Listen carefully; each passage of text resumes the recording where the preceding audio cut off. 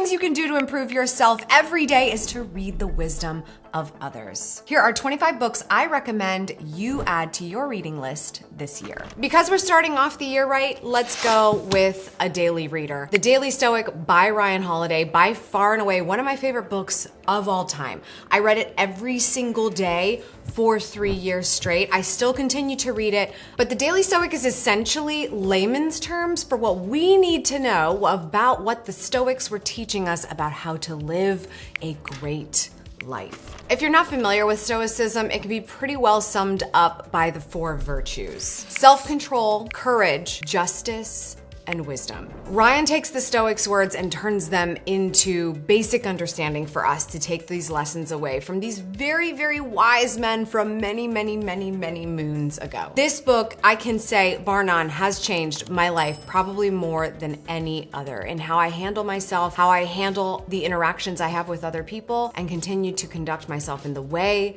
that I would want to in my day-to-day life. And it's a page a day, so it's a win. I have look at this. I have notes, I have highlights. I mean, there were years I did highlighter only. There were years I took notes in the margins. There were years I just underlined things. Like, it was just crazy how I had to absorb this information. It took me a long time to get a basic understanding of it. But one thing I got an understanding of was that I wanted my own page a day reader. Ryan inspired me. I wanted to have my own page a day reader, so that's why my second recommendation is 365 Days of Good Morning, Good Life. If you didn't know, I wrote a book called Good Morning, Good Life, more on that later. And this is the page a day reader that is inspired from that methodology. So covering all of our 7 main pillars: mindset, career, wealth, health, relationships, spirituality, and legacy. Every single day, we cover one of those territories. So whether you need some motivation as to why you'd get out of bed today, or to hit the gym, or you just need an idea of how to have a better conversation with somebody. If you're just getting into the reading game, pick up these 2 books, and then you just have to read 2 pages a day to start to get into the lifestyle of becoming a daily reader. Because we just talked about it, my third recommendation is Good Morning, Good Life. This is the morning routine manual. Just fill 3 buckets: movement, mindfulness, mastery, and you can start the day on your terms. And another motivator for you, if you're like, I don't know if I'm ready to make all this positive change in my life, I recommend The High Five Habit by Mel Robbins. Mel Robbins is such an epic author. If you haven't heard of her 5-second rule, that was the first life-changing book I read from her. But The High Five Habit just got me going in a completely different way. There was something about giving myself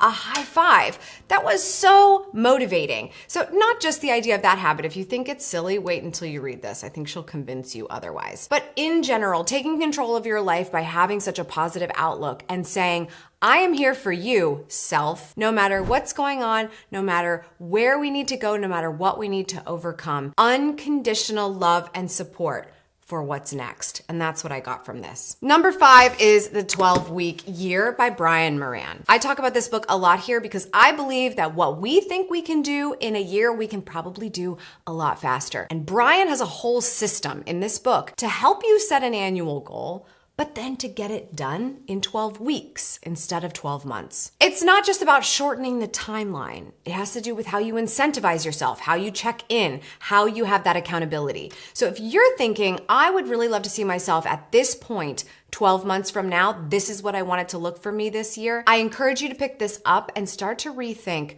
what's possible for you in a shorter timeline. And to help you with that, number 6 is going to be big. Essentialism by Greg McKeown. We can sum this up with a simple illustration. You have a certain amount of energy, and what you do with it is up to you. You can go in one direction and make something big happen, or you can use that same amount of energy and go in lots of different directions. The amount of energy that you have is not going to change, but your focus will. And whether or not you complete something has to do with how well you choose and keep going. If you are in a place right now where you're trying to figure out if you can make something happen, read Essentialism so that Greg can convince you to stay focused on the one thing that makes the biggest difference in your life so that you'll keep at it every single day and actually achieve it. My 7th recommendation is if you are struggling with creativity and getting the wonderful things that you still have to create out of you. And that's The Artist's Way by Julia Cameron. I've talked about this book a lot from one particular practice that she talks about, and that's the idea of the morning pages.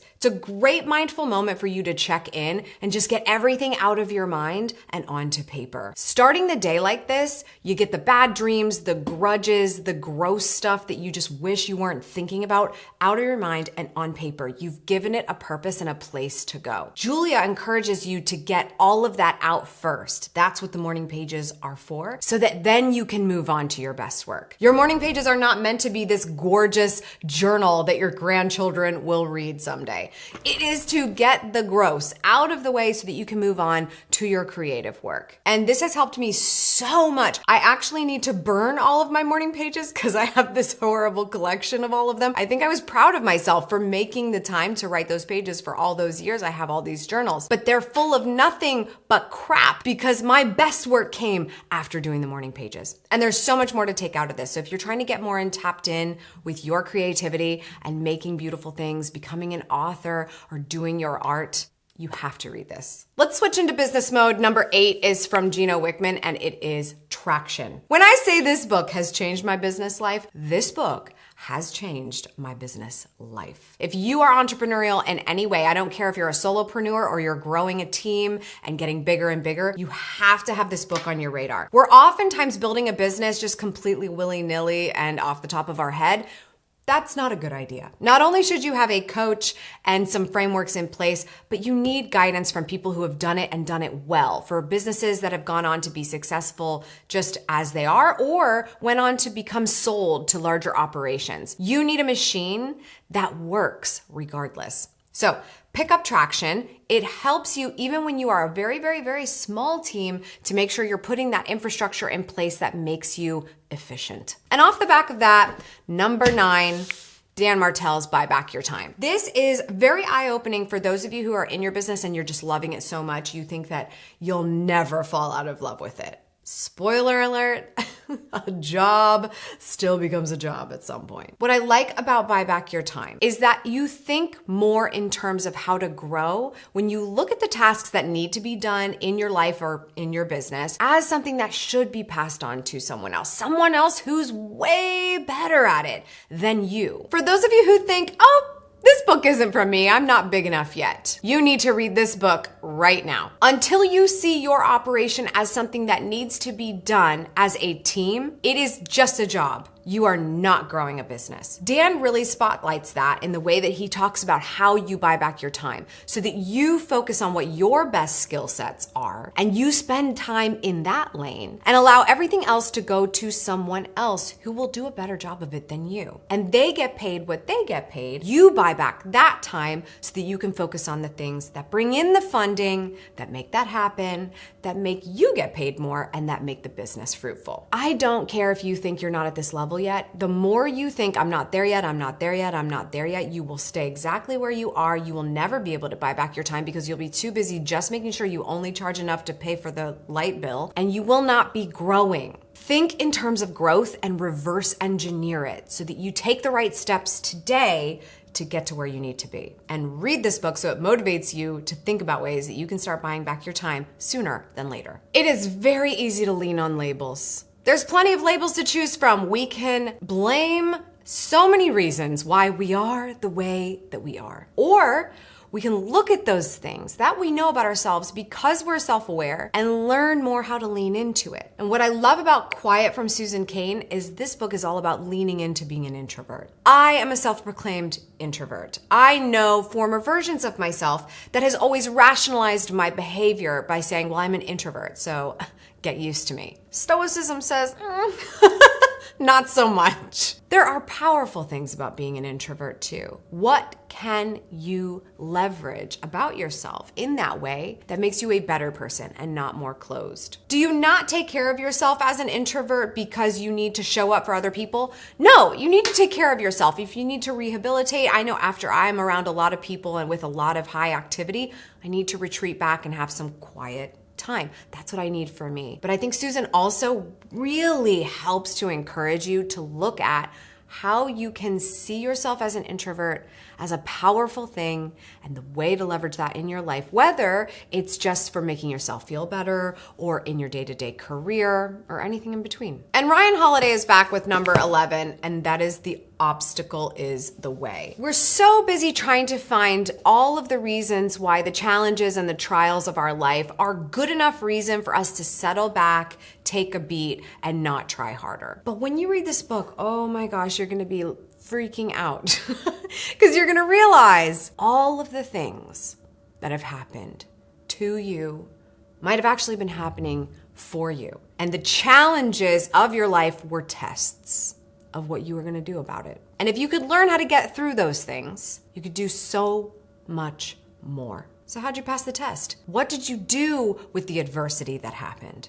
The obstacle is the way. And specifically, as we women continue to get motivated, we need to hear from other women who have broken through barriers. And that's why I love Brene Brown's Daring Greatly. This woman and her writing has just changed, I think, what it really means to be an ambitious woman in this lifetime. And I have so much to thank her for. But Daring Greatly in particular has opened my eyes to how many things I could do differently and how many ways I could approach life differently to just dare a little bit bigger. As someone who's always been a rule follower, a little bit scared, always kind of like hiding in the background, daring greatly is an idea that I don't take to. It's just, I don't know if that's for me. That already sounds like it's not a me thing. But that's the whole point. And we only have so much time in this human experience to do the things we want to do, the things that we feel called to do in the ways that we serve. And you have to be willing to be very courageous to make those things happen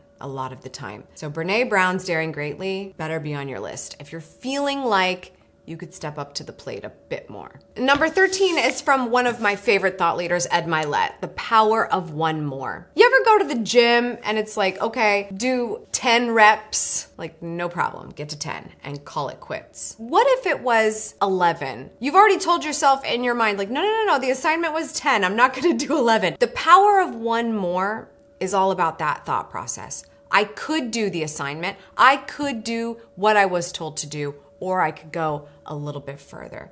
And by continuing to lift those weights, I stretch my muscle even more and it grows even more just by that one more, just by that little percentage trying harder. If you think you need some help in the area of, I don't even know what it means to try harder, am I doing enough, or I need to go a little bit more, let Ed guide you with this book. Number 14, Arnold Bennett's How to Live on 24 Hours a Day. It's basically an essay that was, somebody put it into a book, and when I found it on Amazon, it rocked my world. It also rocked many of your worlds because I made a video about it and people were mind blown. How do you live on 24 hours a day? Now, a little bit of this book was a bit controversial, right? It's dated material, and so there's some things that he talks about, like having your wife bring you a cup of tea at night. That was kind of like, bro.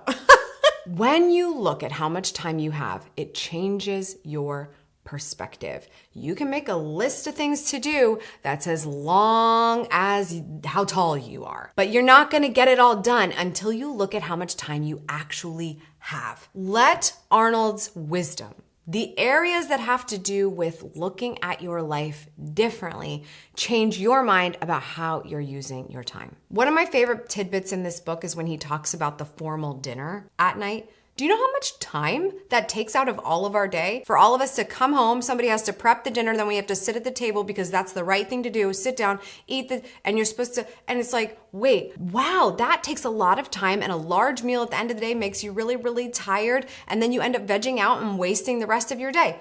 What if you did it differently? If you like that, cool. If you don't like it, why are you doing it? We conform to so many things because it's what everyone else is doing, but what if there was another way for you to go about it? Next is Getting Things Done from David Allen, The Art of Stress-Free Productivity. This is the beginning of a great series of sort of some time management and task management stuff. David Allen's systems for figuring out how to get things done in a way that's not overwhelming and actually doing a good job of prioritizing and putting things in places that actually help you get things done instead of just overwhelming you. This is required reading. If you don't know how to get things done, how are we even existing in this life? This is the secret. And then from there, you've got to pick up these two books from Tiago Forte. So the first being Building a Second Brain. This is a great way to take what David teaches in the previous book, Getting Things Done, and start looking at how you compartmentalize projects and different areas of your life. And he really breaks it down even more with the para method in the follow-up book. I think that if you read all three of these, you'll become the most productive person you'll have ever met in your life, period. Now, part of getting things done, compartmentalizing projects, and actually making things happen means taking notes, which is why I recommend Sanka Aren's How to Take Smart Notes. If you think you know how to take notes, you'll read this book and go, nope, could have been doing that better. The most basic of things. Who taught you how to take notes? Sometimes you just get thrown into school and they just expect you to know how to take notes. Nobody even teaches you. It's absurd. It's one of the most basic things that's supposed to help get you through the education program, and you don't even get taught how to do it. Who's teaching us how to learn? Thank God for the internet. I think a lot of students in college might be more familiar with this book, but you adults out there in your businesses and your home life, and you're just trying to figure out, like, what did I even write there and where did I write it? I can't keep track of my life. How to take smart notes is a game changer. From Ryan Serhant, Big Money Energy. Now, I have a lot of very big thinking and systematic books that I'm going to recommend on money. But there's something about Ryan's life and his approach and the way that he's made things happen in his career and in how he conducts himself that have just astounded me. That he's not just a reality TV star that had everything handed to him. He took the opportunities that came his way. Actually, he kind of went and got them super hardcore without letting anybody say no, which I also think is something to learn from, and then made the most of it by turning all of it into something bigger. So he actually has another book called Sell It Like Serhant, which is much more geared towards sales. But this book, Big Money Energy, if you have a hard time with the idea of money and it being important to you, I think Ryan could motivate your little face off with his funny writing in this book to make you feel differently. And then after that, make sure you pick up You Are a Badass at Making Money by Jen Sincero. What I love about this is a woman's perspective about money. I think it's very important that we as women talk about money with each other so that it is not taboo, so that it is not weird. We can't get better if we don't understand. I always have my coaching clients talk about a financial win if they want to have a question to bring to the table. If you're not getting financial wins, we need to help you. I don't want you sitting in the background acting like everything's fine if everything is not fine. But the only way that we make sure that we help each other is to actually talk about it. Jen's ability to talk about money as a woman who wants to help other women is one of my favorite money books of all time. Next is Ramit Sethi's I Will Teach You to Be Rich. I love this because it's got a lot of practical stuff about making money and managing it properly so that it serves you and you are not serving it. Pick this one up. No guilt, no excuses, no BS. It is a simple approach, and I think it'll make you feel a little bit better about getting a bigger understanding of your money situation. Now, if all of this is super uncomfortable for you, if you're like, I can't with the money conversation, just get over the money is not important. Money is not the most important thing. Fine, of course, totally get that. But money helps you solve problems. And to be able to solve problems for yourself is great.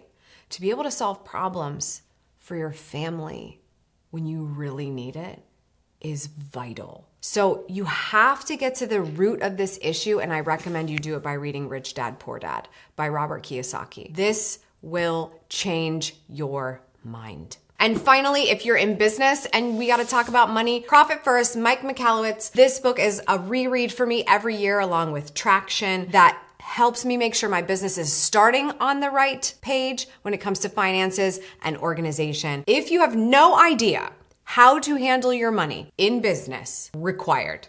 You must read this. Download the worksheets.